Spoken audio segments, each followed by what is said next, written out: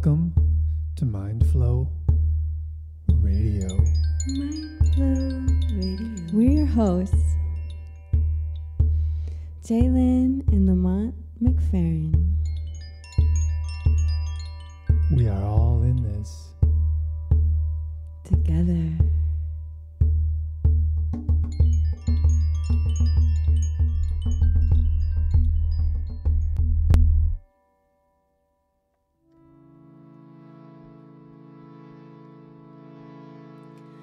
Don't worry about a thing, cause every little thing is gonna be alright. Sing, don't worry about a thing,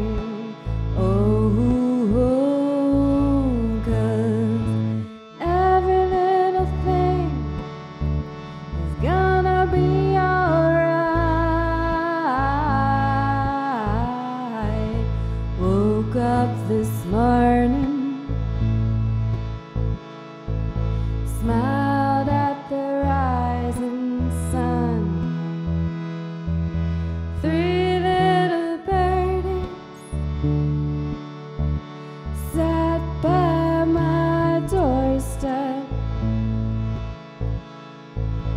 singing sweet songs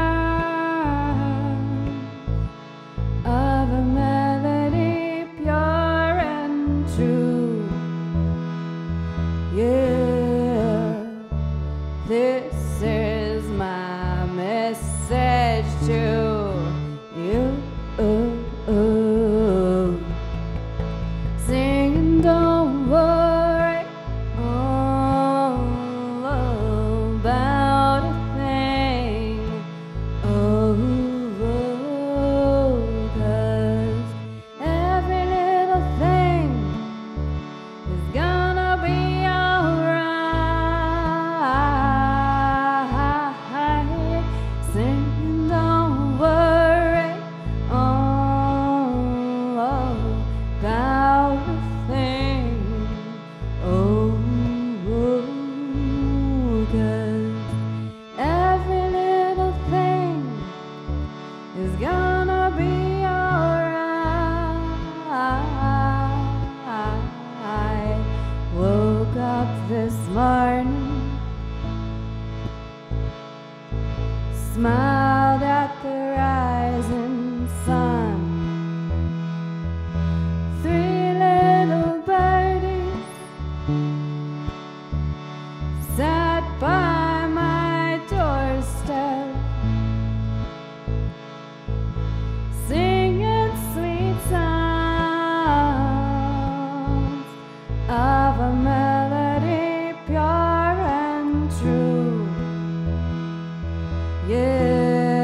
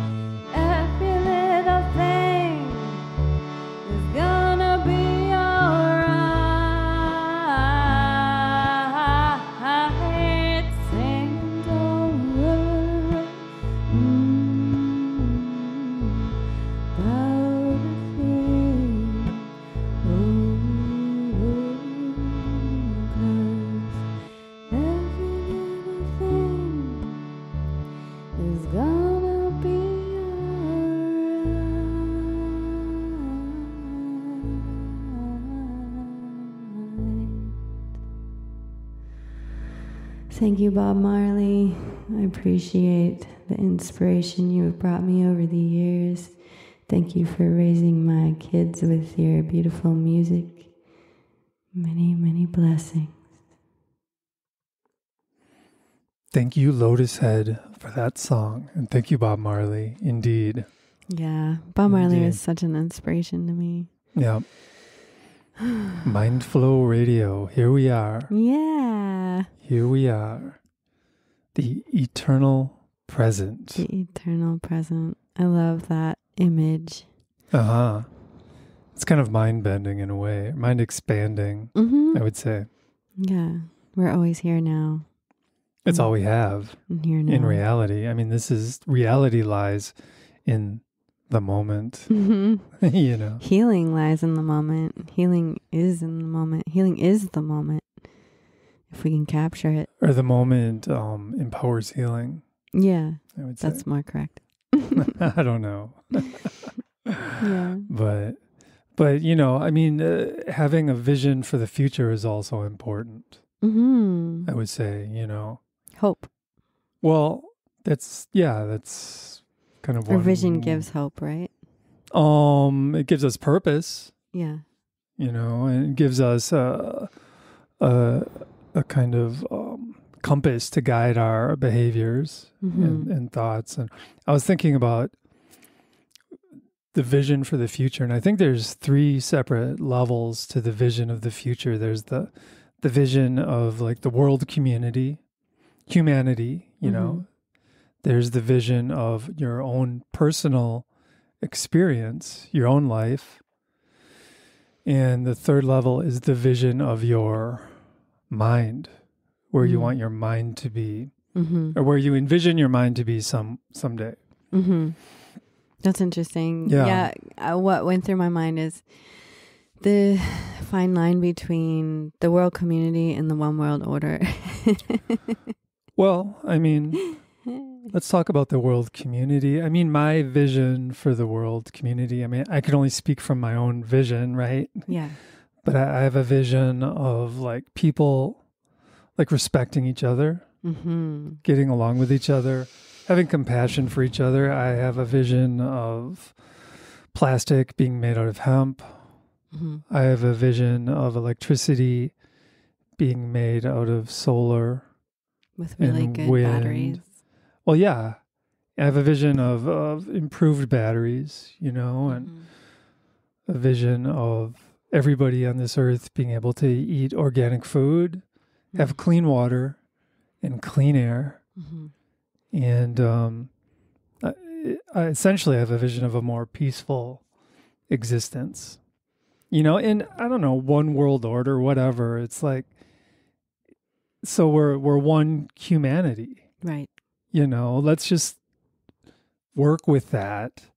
I mean, the end of nationalism is near. You know, that's silly, you know, to me. Yeah. I mean, it's we're all humans. Right. We're all spiritual beings. That would be the place to get to, is to acknowledge that, and that the race doesn't separate us, religion doesn't separate us, gender doesn't separate us, age doesn't separate us, money doesn't separate us, economic status doesn't separate us. Right. And as I don't know, as we evolve, money's going to become less important.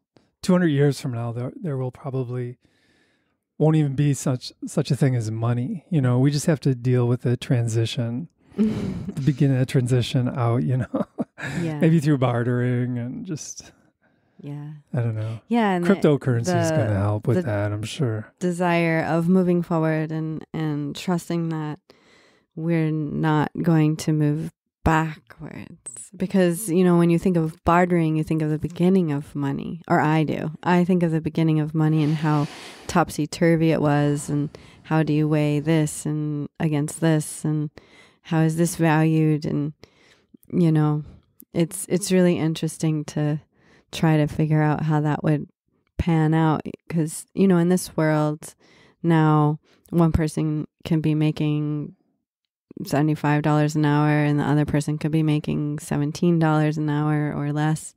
And how do you do hour for hour and Yeah, it's just, there's so many questions. Sure, there's challenges to every kind of monetary system for sure. But that's, I don't know. It is what it is. If all of our needs were met, would we need money? Well, if we have like free energy, for example. Energy, education, free healthcare. Yeah. Food. Those are like the things. Need, right? if all that stuff is free somehow, which it will be eventually. Yeah. I mean, it sounds funny maybe, but it does sound funny. But it's really not. I mean, it's probably part of the evolution of mankind, humankind. So I have to say, he's Monty. Oh yeah, I'm Monty. And she's Jai Lynn.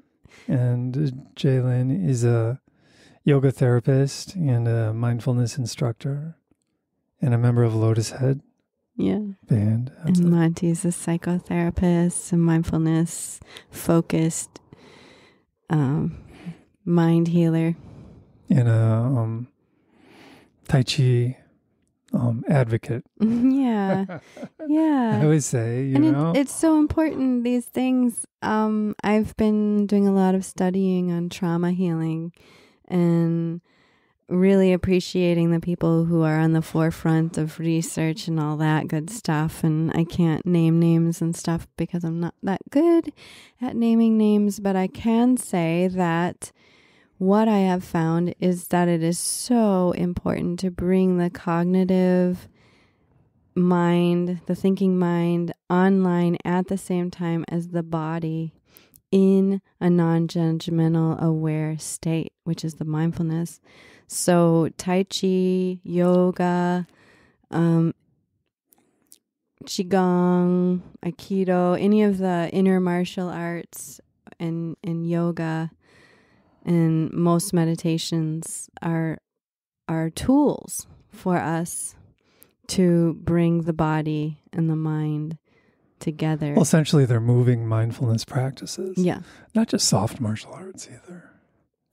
I mean, any kind of activity. That you do mindfully, which means a non-judgmental aware state. Yeah, it could be walking, hard to do standing. in some of the hard martial arts. Well, I don't know about that. Yeah, I guess it just depends on who's the teacher. I used to box. It's pretty mindful. Yeah. You know. I can see that. You're a pretty mindful person. Especially when you're boxing. Yeah. So I guess, any kind of movement where you can face the present moment in a way that you can separate out the past from the present. You mean just being present through body awareness and movement, essentially, is a healing thing for people with trauma. So much. That's what you're saying. And since we've all had some trauma, it's like a big continuum. Especially right now. Well, it's like group trauma. Yeah, I mean, humanity's been through a ton of trauma. Yeah. I mean, look at World War I. Oh yeah. I mean, there's so many examples of traumatic events in our history, and I feel like now is this opportunity to face all of the trauma that's within us, within our story that we carried here from wherever we came from into this life. And we're being faced with it right now. And because it's time to heal, because it's time to collectively move forward. It's time to shift somehow. Yeah. We're moving forward into a new zone. We're shifting gears. We can choose to go down the same old track. But right now is key. If you want to switch tracks, if you want to change your trajectory, now is the time, Yeah. And that's where you're going with the vision, like you are bringing in vision. Well, I think it's important that we have a vision for the future, because that's what we do as humans, is we create things. Mm-hmm. It's our superpower, right? Look at all the skyscrapers and whatever, Yeah, I want to share my vision. This is my prayer. Yeah. Can I? Yeah. Okay, so my prayer is that we live in tandem in all of the dimensions available at the same time and can see all of the energies that are at play in any given moment. And so that we can really mindfully, with great awareness of what we see, make choices and decisions and navigate. And we have the energies that are helping us. We have the energies that are kind of like the Loki energy, or the trickster energy. Mara, that's trying to give us an opportunity to learn more. But at that point, we'll be able to see that clearly. Right. Oh my gosh. I seriously have a vision of like being able to see the angels and the spirits and just all of the things in play. You know, like if I could see that somebody is like wrestling their demon, then I can approach them with more compassion and love, and not, you know, the hair on my back is up for that reason, not because I'm actually in danger. But can't you just see that with your heart, with how you feel? Maybe. I feel like my past has kind of separated me from my ability to see and sense. So that's my prayer, is to get that back. I want to be whole. I want to be able to see. I want to be able to feel. You mean the trauma in your past is like holding you back in some ways? Yeah, I'm still healing. Yeah. Me too. Yeah, and I actually like feel awe when I meet somebody who's like, oh yeah, I see these things, and I'm like, oh really? Wow. Like it really does excite me, because I'm like, that's what I want someday. I want to be able to see so clearly that like it's just simple to navigate. You're talking like a visual thing. Yeah. You know, I don't know if it's visual. It's something that isn't that what intuition is? Just seeing with your feelings? Possibly. Seeing with your gut and your heart what's true and what's not true. Yeah, but I would say what people are going through. If you look at our society right now, I'd say people's intuition is just very damaged. Well, yeah, because their minds are so agitated. I mean, that's like step one in having like accurate intuition, I would say, is like having some clarity in our minds, some stillness, some quiet in our minds, and the ability to pause. Yeah, and that kind of lets the higher power like speak to us. But if our mind is just super agitated because we watch 8 hours of CNN every day or something, you know, if that's the gig, then we're kind of out of touch with our intuition. You know? Yeah, and another symptom of intense trauma is the inability to discern right from wrong, and which would be the separation of intuition. So, you know, there's a lot of people who really are struggling. Like, is CNN right? Is Fox News right? I don't know. Yeah. You know? And in reality, maybe neither. Yeah, it's really, I really don't know what, I mean, and really that is the question of our culture here in America. And I can't even imagine what it's like to look at it from another country, but. Well, we get so caught up in what's outside of us, though. I mean, we want to know the truth when actually the truth of our own self is within us. You know, and it's amazing. The truth is we're all, from my perspective, we're all spiritual beings, you know, and, you know, the truth of what are my mind habits like? Yeah. You know, do my mind habits paint a racist picture? You know, do my mind habits create a hateful picture? Do my mind habits create a prejudiced, you know? Polarity. Well, I don't know about I'm right, polarity. you're wrong. Yeah, that's right. Polarity. Well, separation. Does my mind? Yeah, right. But I think if we delve into the reality of our own minds, seeing the truth within our own selves, then we're doing a good job. You know, and the truth is not going to come through the TV no matter what. I mean, maybe a real superficial truth might occasionally, you know, emerge from the TV, but in reality, it's within us, and it's our intuition. If we're able to like find some space between our thoughts, our intuition's effective, and that's true.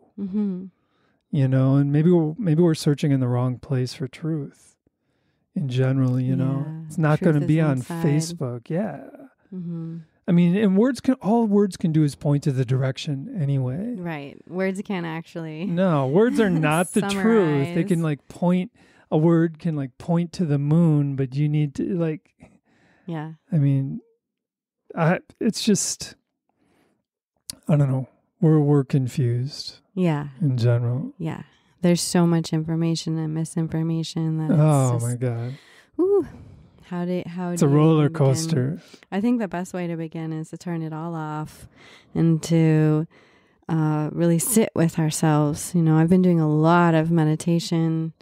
Things, you know, are not working out as they would appear that they should work out, you know, but they are working out because I'm being able to spend more time with myself and sit in meditation and go deeper and deeper and deeper, which, you know, cool. it's not Yeah. in a way like I'm Thank you for doing super enlightened or anything like that. I'm not saying that. I'm just saying like that I'm getting more perceptive. I'm asking really fervently for sight and not like that my eyes can see more, but that my whole being can see more. And and the more I sit, the more I feel, and that makes me feel like it's working. Well, and perhaps too, the more you sit, the deeper you go. Perhaps that empowers your angels, you know, to be more effective. You know, so that the connection with the spiritual world and all that. Yeah. Even if you can't see the angel, you know, you may never be able to. I had such a beautiful experience happen today that I have to share, and I'll leave names out, but I had all day yesterday. My day didn't pan out, and I wasn't feeling well, and I decided to just stay home and meditate, and so I did. And nice job. And I was like, if I'm supposed to have a certain stone on my body to protect me, you know, make it so, you know, bring it to me, have someone bring it to me, whatever, however it's supposed to make it to me, that I'm not like actually out at a store trying to find it, you know? Right. And then today a dear friend came over and was like, I just felt like you needed this rose quartz wrapped in copper.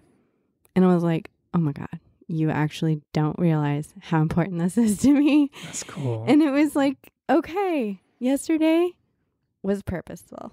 See, and you could analyze that and say that maybe that's a sign that you're getting in harmony with the universe. Yeah. And the more in harmony with the universe, the more effective of a manifester you are. Exactly. You know, so let's use this to make the world a better place. Yeah. You know? And there's got to be trust. Collectively speaking. There's got to be trust, you know, that the answer's not on Facebook, the answer's not on the news, the answer's not anywhere. You know, like you might feel a tinge of answer from this podcast and then turn it off when, you know, and then pause. The answer is in the pause. Between the thoughts. Yeah. Yeah. And that's what we encourage, is that we each have the answer inside of us. Oh, yeah, for sure. It's very hard to trust. It's very hard to take that pause, especially if you have any history of trauma. But it is so valuable. Yeah, it's like the mind just chattering away is the enemy of joy. Because it doesn't allow any present moment awareness. Essentially, we're caught in this analytical hell, just analyzing things to death. Yeah. Thinking the answers in the analyzation. Eckhart Tolle calls it compulsive thinking. And it's super prevalent in our culture. For good reason, you know. It's all okay. It's all part of the evolution. Yeah, it's all part of the evolution of humankind. Right. Now we just have to take that step. Yeah, you have to have your own authority in that step of knowing that, being quiet with yourself or meditate. You don't have to meditate in silence. Like for some people, meditating in silence is absolutely torture. Too many flashbacks, too many painful memories, thoughts, feelings in the body. Meditate by doing some yoga very mindfully and carefully. Meditate by doing some qigong. Meditate by walking mindfully without thoughts. You know, if you have a thought, look at a branch. Notice the branch. Listen to the birds. Listen to the birds. Feel your feet. I mean, and it's not easy, you know, escaping the thinking, you know, but if we can even just take a break from it, even for a couple seconds, we're doing ourselves a favor. Yeah. Because the reality is, if we're caught in that compulsive overthinking, our minds are not designed to be thinking all the time, you know, and we go into agitation if our minds are thinking too much. And I think last week I was talking about how I want to be present 51% of the time. And I want to share that I tried to be present this week for 5 minutes. How was it? Very hard. Very hard. How much of the time were you present out of 5 minutes? I stuck with it, but it was hard. I had like a lot of pain in my neck. My neck was hurting so much, like it did, you know, for so many years, and the burning was just so intense, and I was just like, but all I could do was spin in my mind. I was spinning, you know, flashbacks, thinking, flashback, thinking. Okay. And then I was like, I'm going to be present with the pain for 5 minutes. I'm going to just be present with the pain. And I know that sounds easy, but it is hard. And I just brought my consciousness right into the vertebrae that were burning so intensely and sat there with it. And it started to relax, and then my mind would start spinning again, and then I'd be like, no, I'm staying. Yeah. 5 minutes felt like forever. Wow. And so how to be present 51% of the time, I'm not actually sure, but I'd like to get there someday. Well, and that's, well, good. It sounds like you're on the way. I'm doing my best. You know, and hopefully it won't always have to be through pain. I'm sure it won't. Yeah. You know, but that's one of the first findings that they discovered, that through mindfulness, it actually decreased pain. Yes, exactly. Because you're present with it, and it's like your body holds pain because it needs your attention and awareness. It needs your nurturing. You have to bring your love. Well, it brings your energy pain. to that area. Yeah. Yeah. So that's my hope for everyone over this next week, to sit with your pain and trust that it's okay, and really feel, what does this pain want me to know? Physical and emotional? Yeah. Okay. Well, usually it presents itself somewhere in the body. And that's what I noticed for myself. And in my research, I've seen that most trauma stays in the body. Even if you cognitively deal with it, it can be stuck in the body. Well, it's stuck in your subconscious, I would say. Which maybe is where your body holds it. I don't know. Well, the subconscious talks to your body. Yeah. So that would be I would say it's mostly it's either in your body in a place that's kind of screaming at you, or it's just in your mind, and you have to know that for yourself. But just to kind of pull it together. Well, yeah, and I wouldn't say just in your mind. I mean, if we have like trauma stuck in our subconscious, and I don't know, injuries we're dealing with, you know, it's not easy. That's not why I feel like it's in the body. Well, yeah, I mean, if I smash my hand with a hammer, my hand's going to hurt because my hand is wounded, you know, for sure. Yeah, well, I think that how I understand it is the body is controlled by the brain, and the brain is supposed to keep the body safe. So the body's, you know, the brain says to the body, okay, run. And you're supposed, you know, run, get away, you know, fight. Yeah. But if it doesn't work, if we're not successful, if we get hurt anyway, then there's this really deep wound that gets stuck in the body, really deep. It could be like a muscle fiber that just won't let go, that's attached to your hamstring. That's not my story, but it could be someone else's story that needed to hear that. And you just have this pain in your hamstring and you don't know why. but it's really just the story is stuck there. And if you go there, if you're present with that, you don't even need to rethink the story, but it might come to mind. You just let it go. You just really like sit with the pain until it starts to release. And then that presence with the pain in the body lets the mind let go of the story, let go of the I failed at keeping myself safe, Okay. So that's my mindfulness tip for the week. Yeah, so I just want to encourage everybody this week to take some time to vision and dream and imagine the best case scenario you can possibly imagine. Yeah, what do you want to create in this world, in your life, in your family, in your tribe, in your community? In your physical being. Yeah, in your mind. How do you want your mind to feel? Yeah. Yeah, so that's everybody's homework out there. And we thank you so much for listening. Thank you. And share this with your friends, because every time somebody has a mindful moment, it helps us all. So big thank yous for taking the time to be mindful with us. We appreciate it, and we're grateful for the opportunity to share. So have a lovely week, and we've got one more song for you.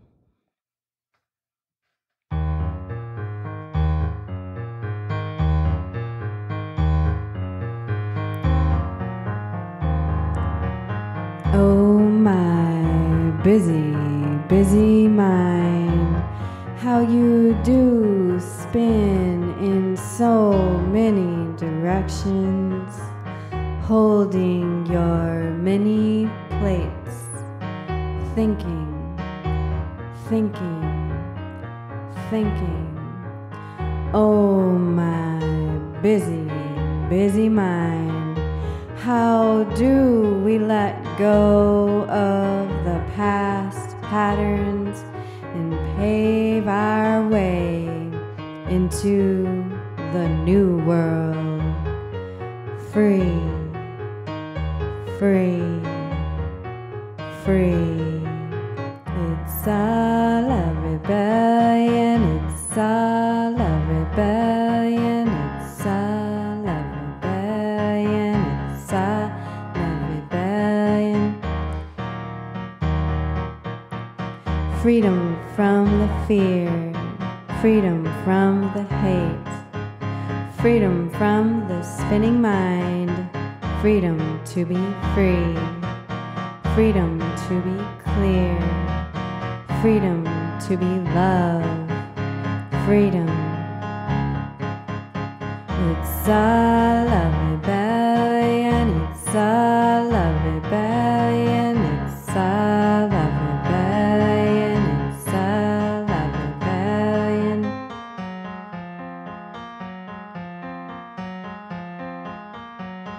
Let there be peace. Let there be peace. Let there be peace.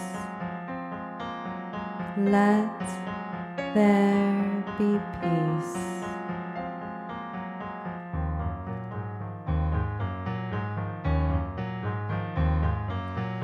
Oh, my busy, busy mind, how I do wish to find a solution to heal our divided peoples.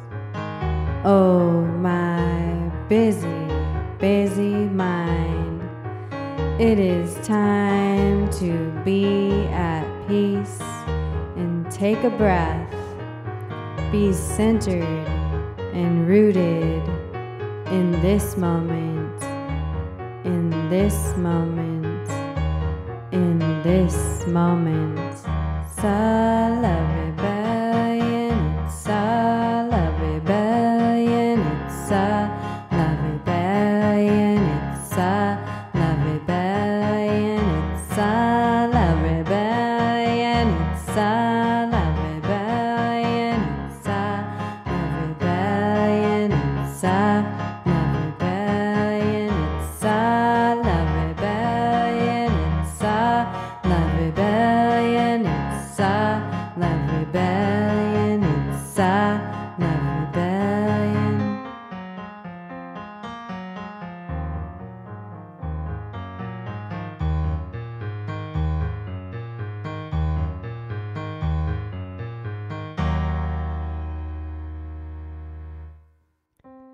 thank you for your presence.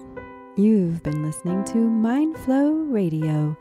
You can support Mindflow Radio on Patreon and get exclusive content access. Big gratitude to Lotus Head for their mindful music, keeping us in the flow. A shout out to our sponsors, Integrated Mindfulness Institute. Online, visit www.imi.earth. For ideas, questions, or comments, contact us by email, connect@imi.earth. Many blessings on our health and peaceful evolution. We are all in this together.